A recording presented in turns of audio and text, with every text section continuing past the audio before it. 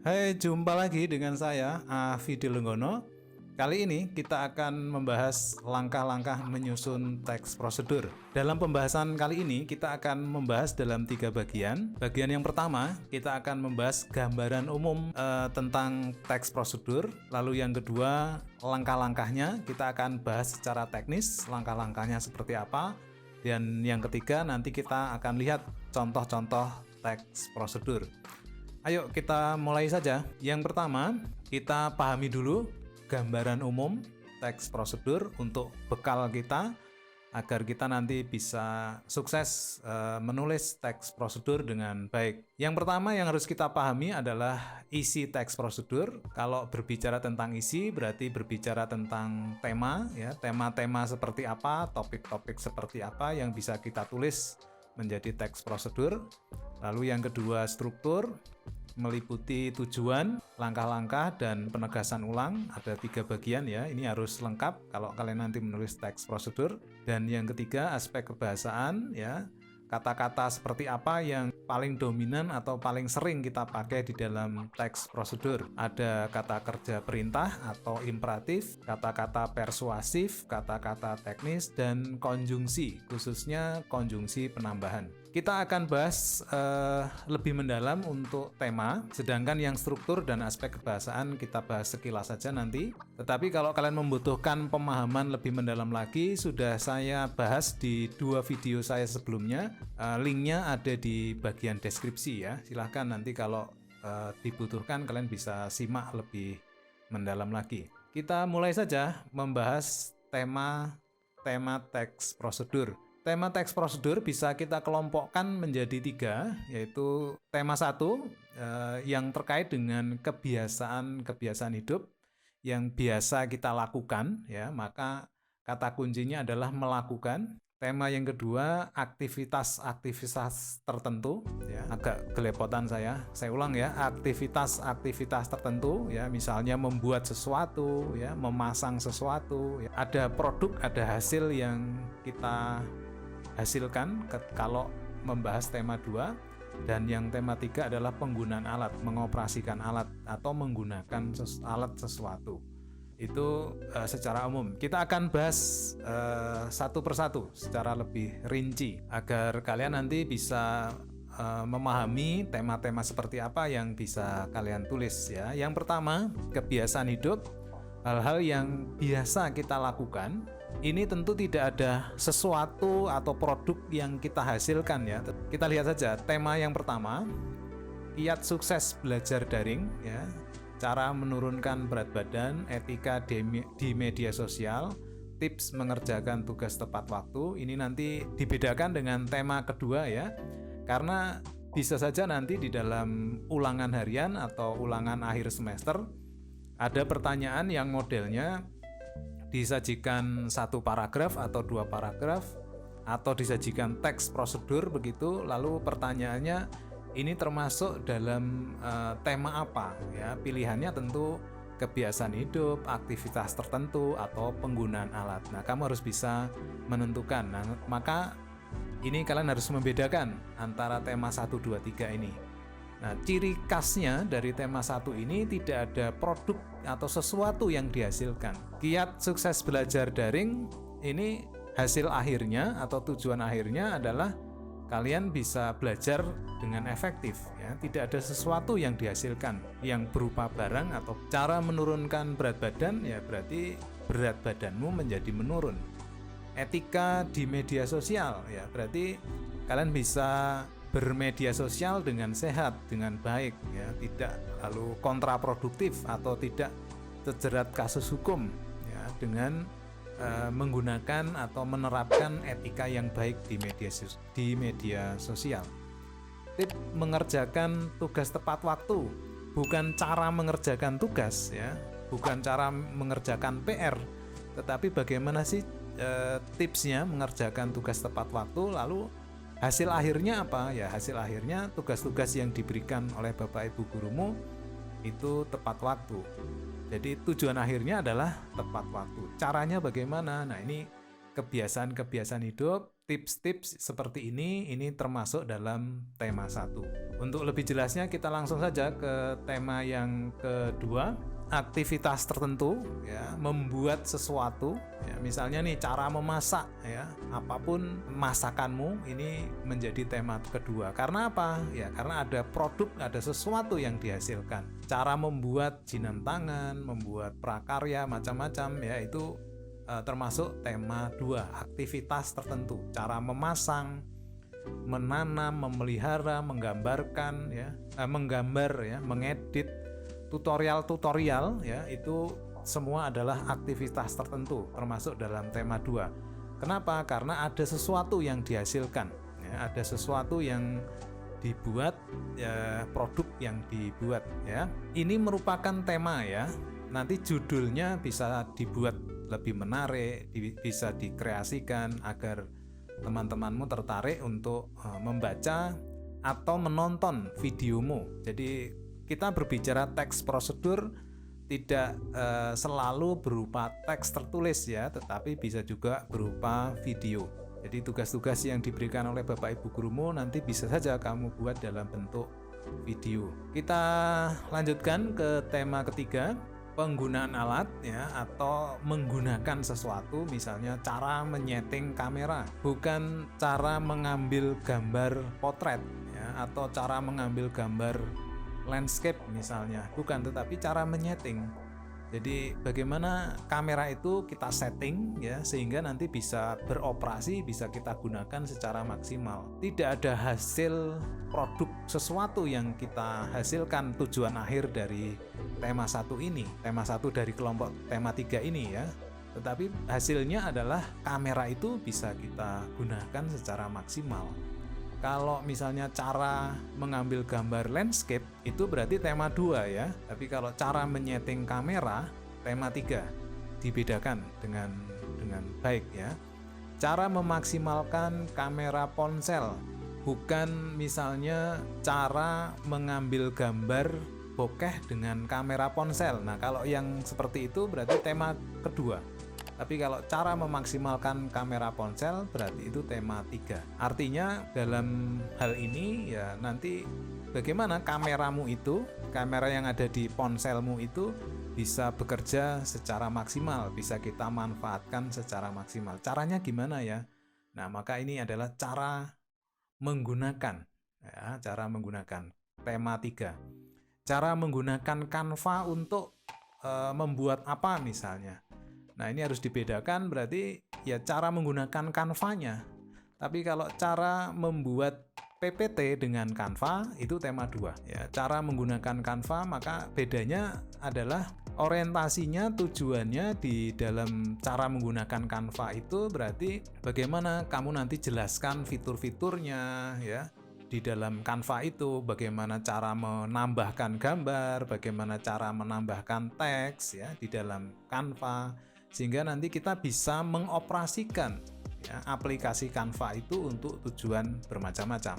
Tapi kalau cara membuat PPT dengan Canva, tujuan akhirnya adalah hasil produk dari PPT itu yang menjadi tujuan akhirnya. Itu tema 2. Ini dibedakan agar nanti teks prosedurmu bisa bagus, bisa baik, sesuai antara tujuan, langkah-langkah, dan hasil akhirnya. Menggunakan aplikasi-aplikasi tertentu ya, entah itu di HP, entah itu di laptop ya, bermacam-macam. Itu tentu juga tema 3. Cara mengoperasikan alat ya, jelas ini. Baik, saya harap ini bisa menjadi bekal ke tahap kedua, yaitu langkah-langkah menulis teks prosedur. Itu menjadi gambaran umum dan juga tema-tema yang bisa kalian tulis, bisa kalian buat. Kita lanjutkan sekarang ke langkah-langkah menyusun teks prosedur ya. Ini ke hal yang teknis. Ini hal yang paling utama, paling penting di dalam video ini. Yang pertama, inventarisasi macam-macam kegiatan yang pernah atau dapat dilakukan. Kalian ketika menulis teks prosedur itu bukan hanya sekedar menulis teksnya saja ya, tetapi pastikan kalian juga pernah atau dapat melakukannya.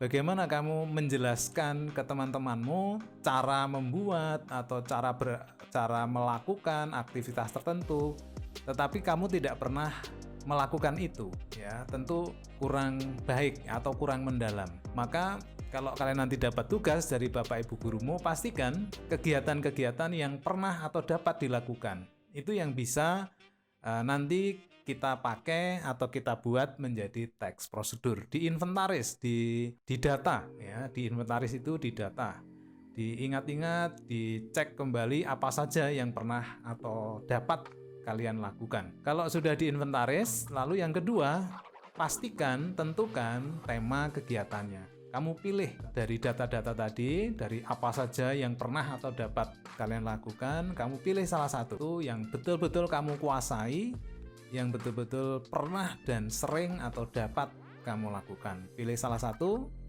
artinya ini menjadi langkah yang kedua, ya, menentukan tema kegiatan. Buat kerangkanya dalam bentuk topik-topik kegiatan secara garis besar. Nah, kerangka ini terkait dengan struktur. Ya, diingat kembali strukturnya itu terdiri atas 3 bagian, ya. Ada tujuan, langkah-langkah, dan penegasan ulang. Pastikan 3 hal itu ada di dalam kerangka ini. Lalu langkah berikutnya, sistematisasikan, ya. Disistematis, ya, artinya diurutkan, dicek kembali apakah langkah-langkahnya sudah urut, apakah sudah runtut. Karena kalau tidak urut, tidak runtut, ini kan bisa saja prosedurmu menjadi salah atau tujuannya nanti tidak tercapai, ya. Dicek, ya, apakah juga sudah mudah dipahami oleh pembaca nanti. Pastikan pembacamu nanti mudah memahami instruksi, memahami prosedur langkah-langkah yang kalian buat. Lalu langkah kelima adalah kumpulkan bahan-bahan.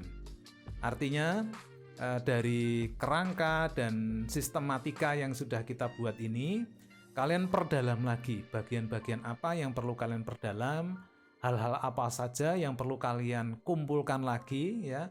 Kalau misalnya itu memasak atau butuh alat-alat tertentu, ya di langkah kelima inilah kalian perlu mengumpulkan, perlu melengkapi bahan-bahan apa saja, alat-alat apa saja, informasi-informasi apa saja yang perlu dikumpulkan. Lalu langkah terakhir adalah mengembangkan kerangka menjadi sebuah petunjuk yang jelas dan lengkap.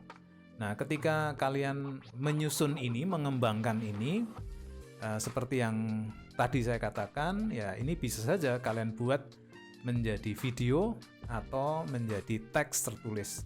Masing-masing mempunyai kelemahan dan kelebihan, ya.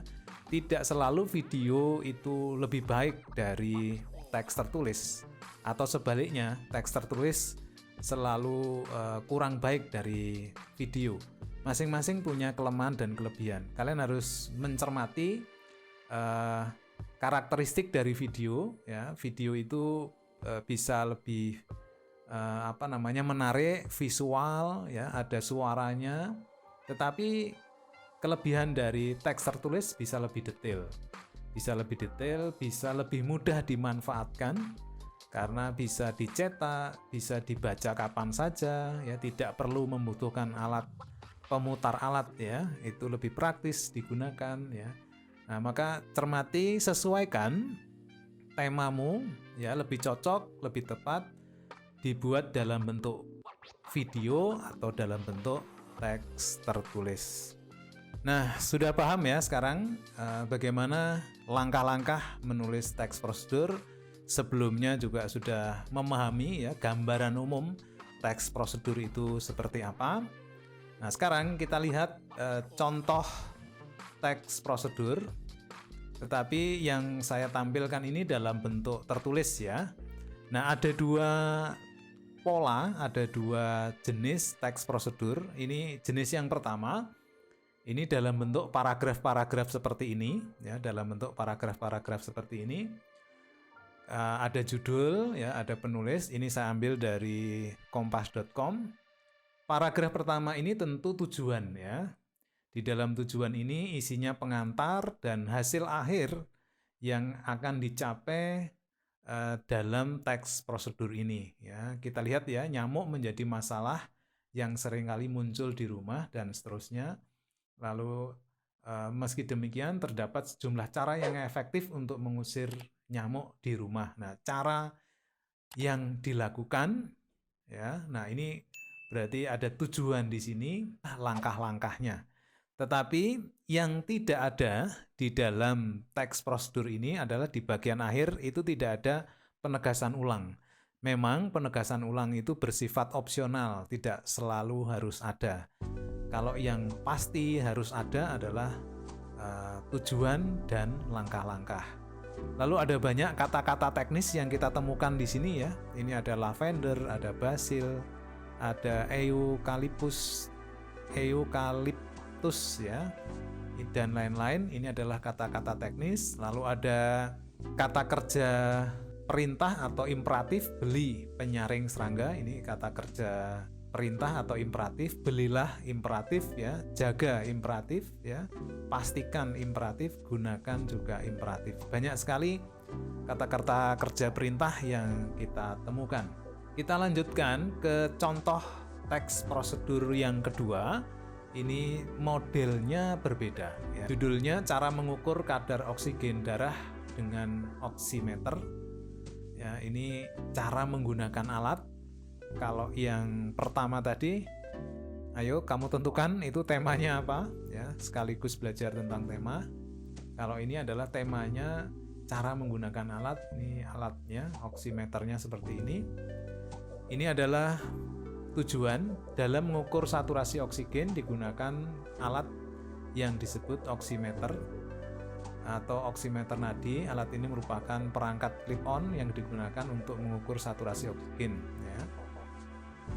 Untuk mengukur, nah ini saturasi oksigen, ini adalah tujuannya ya. Lalu cara menggunakannya, satu, cuci tangan ya, kata kerja perintah ya ini ya, pastikan. Kemudian ini ada konjungsi penambahan, lalu ada konjungsi penambahan, jepit, ini kata kerja perintah. Lalu ini adalah penegasan ulang. Ini adalah penegasan ulang. Ini contoh teks prosedur yang harus kalian perhatikan ketika nanti kalian juga menulis teks prosedur. Pastikan kalimat perintah, pastikan mudah dipahami. Gunakan kalimat-kalimat yang sederhana, jangan yang kompleks ya. Usahakan kalimatnya kalimat tunggal ya. Kalaupun kalimat itu kalimat majemuk seperti ini ya, ini kalimat majemuk, jangan terlalu panjang.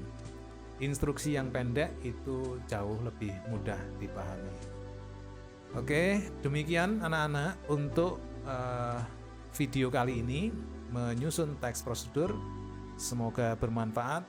Jaga kesehatan selalu. Sampai jumpa di video-video berikutnya.